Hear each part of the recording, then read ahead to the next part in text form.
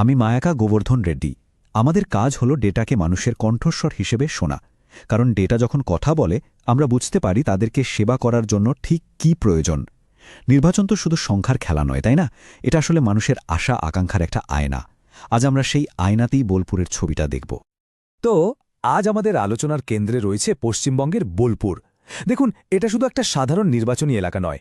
ভাবতে পারেন, এটা এমন একটা চৌরাস্তা যেখানে এসে ভারতের বড় বড় রাজনৈতিক স্রোতগুলো মিশেছে। তাই এখানকার মাটির খবরটা বোঝা মানে ভবিষ্যতের একটা ইঙ্গিত পাওয়া। নির্বাচন মানে শুধু কে জিতল বা কে হারল তা নয়, এর গভীরে লুকিয়ে থাকে দুটো জিনিস। এক, মানুষের না বলা কষ্টগুলো কতটা বোঝা গেল, আর দুই, যে প্রতিশ্রুতিগুলো দেওয়া হয়েছিল সেগুলো কতটা রাখা হলো। আমাদের আজকের বিশ্লেষণের ভিত্তিটাই হলো এই ভাবনা। আমরা শুধু ফলাফলের দিকে তাকাব না, আমরা বোঝার চেষ্টা করব কেন ভোটারদের মন বদলালো।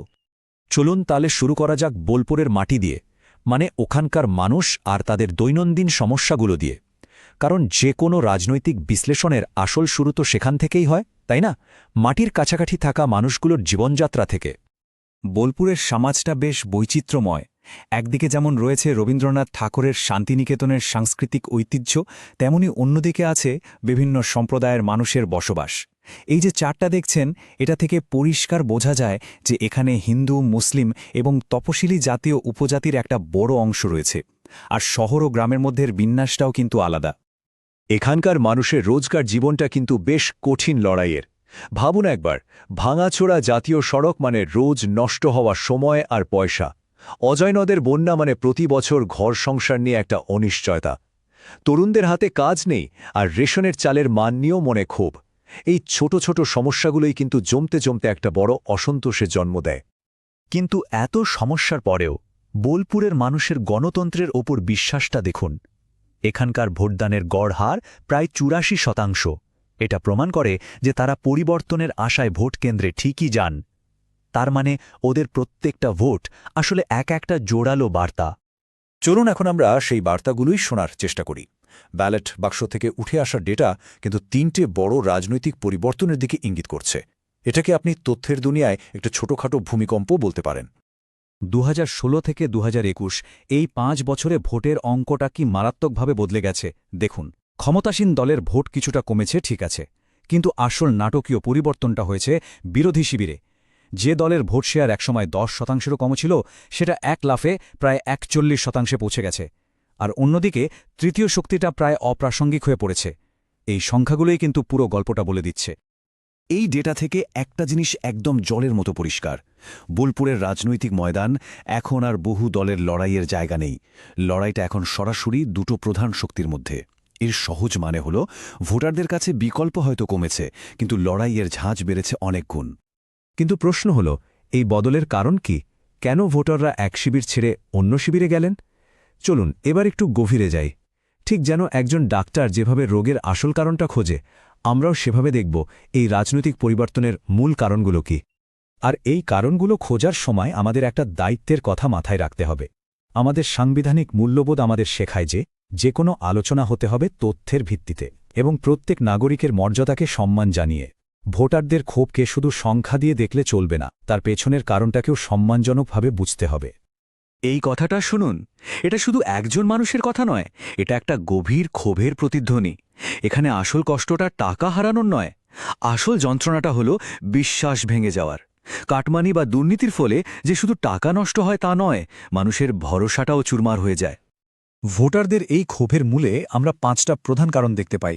প্রথমত, সিস্টেমের গভীরে ঢুকে যাওয়া দুর্নীতি, মানে সরকারি প্রকল্পে কাটমানি। দ্বিতীয়ত, শিক্ষক নিয়োগের মতো কেলেঙ্কারি, যা তরুণ প্রজন্মের সঙ্গে সরাসরি বিশ্বাসঘাতকতা।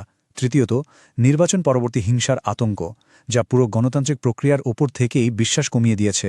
এর সাথে যোগ হয়েছে পরিচয় ও নিরাপত্তা নিয়ে উদ্বেগ এবং অর্থনৈতিক স্থবিরতা, মানে নতুন শিল্প বা চাকরির অভাব।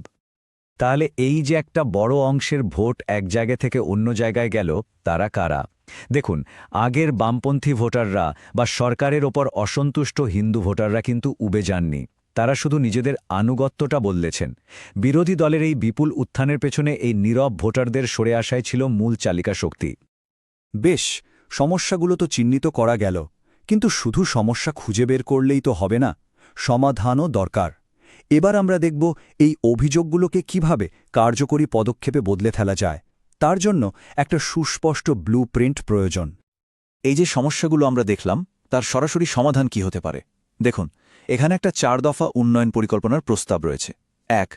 NH114 এর উন্নতি, যা যোগাযোগ ব্যবস্থা বদলে দেবে। 2. শান্তিনিকেতনে একটা কালচারাল হাব আর একটা কৃষি শিল্প পার্ক তৈরি করা, যা নতুন চাকরি নিয়ে আসবে। আর 4. মানুষের কল্যাণমূলক প্রকল্প ও স্বাস্থ্যসেবার গতি বাড়ানো। এই পরিকল্পনাটা কিন্তু শুধু মুখের কথা নয়, এর পেছনে রয়েছে নক্কর অঙ্ক। কোনো প্রকল্পে কত টাকা বিনিয়োগ করলে মানুষের জীবনে ঠিক কী লাভ হবে তার একটা পরিষ্কার হিসেব এখানে দেওয়া আছে। যেমন ৩০০ কোটি টাকা বিনিয়োগে যাতায়াতের সময় কমবে ৩০%। এটাই হলো ডেটাভিত্তিক, সমাধানকেন্দ্রিক গভর্নেন্স। কিন্তু একটা ভালো পরিকল্পনা বানিয়ে ফেললেই তো সবটা হয় না। মানুষের যে বিশ্বাসটা ভেঙে গেছে সেটা আবার অর্জন করতে হবে। আর তার জন্য দরকার সঠিক কমিউনিকেশন, মানে মানুষের সাথে সঠিকভাবে সংযোগ স্থাপন করা। এটা একটা খুব ইন্টারেস্টিং কৌশল। দেখুন কিভাবে মানুষের মনের গভীরের ভাবনাগুলোর সাথে যোগাযোগ করার চেষ্টা করা হয়েছে। দুর্নীতির ভয়ের বিরুদ্ধে শিবের ধ্বংসের প্রতীক, সংস্কৃতি বাঁচানোর ভাবনার সাথে বিষ্ণুর ভূমিকা, নতুন চাকরি তৈরির স্বপ্নের সাথে ব্রহ্মার সৃজনশীলতা, আর নারী সুরক্ষার সাথে মা দুর্গার শক্তিকে জুড়ে দেওয়া হয়েছে। এই সাংস্কৃতিক প্রতীকগুলো ব্যবহার করে ভোটারদের মূল উদ্বেগ আর মূল্যবোধের সাথে একাত্ম হওয়া যায়। কিন্তু মানুষের কাছে পৌঁছানোর এই আধুনিক পদ্ধতির একটা বড় দায়িত্ব আছে। সেটা হলো তাদের ব্যক্তিগত গোপনীয়তাকে সম্মান করা। যে কোনো তথ্য সংগ্রহ করার আগে অবশ্যই তাদের সম্মতি নিতে হবে এবং সেই ডেটা যেন শুধুমাত্র নির্দিষ্ট কাজেই ব্যবহার করা হয়। বিশ্বাস অর্জনের প্রথম ধাপই হল সম্মান। এবার আমরা প্রায় শেষের দিকে চলে এসেছি। পুরো আলোচনার সারমর্ম হল রাজনীতির একটা উচ্চতর উদ্দেশ্য থাকা উচিত, আর সেই উদ্দেশ্যটা হল মানুষের সমস্যার সমাধান করা এবং একটা উন্নত ভবিষ্যতের জন্য নেতৃত্ব দেওয়া। বোলপুরের এই কেস স্টাডিটা আমাদের সবার সামনে একটা খুব মৌলিক প্রশ্ন তুলে ধরে। আজকের এই তীব্র প্রতিযোগিতার যুগে সাধারণ মানুষের বিশ্বাস কিভাবে অর্জন করা যায়, আর তার চেয়েও বড় কথা, সেই বিশ্বাসটা ধরে রাখা যায় কিভাবে, এটাই এখন সবচেয়ে বড় চ্যালেঞ্জ। রাজনীতির ভবিষ্যৎ কিন্তু আর বড় বড় জনসভা বা চটকদার বক্তৃতায় নেই। ভবিষ্যৎ লুকিয়ে আছে শান্ত, মেথডিক্যালভাবে মানুষের দৈনন্দিন সমস্যাগুলো সমাধান করার মধ্যে। ভোটাররা এখন হাতে কলমে কাজ দেখতে চান, পরিবর্তন অনুভব করতে চান। If you want to become a people-centric leader and uplift your constituency, get in touch with blueprintstrategies.ai at mgr@blueprintstrategies.ai or call 080-4204-1602. Purpose: beyond politics.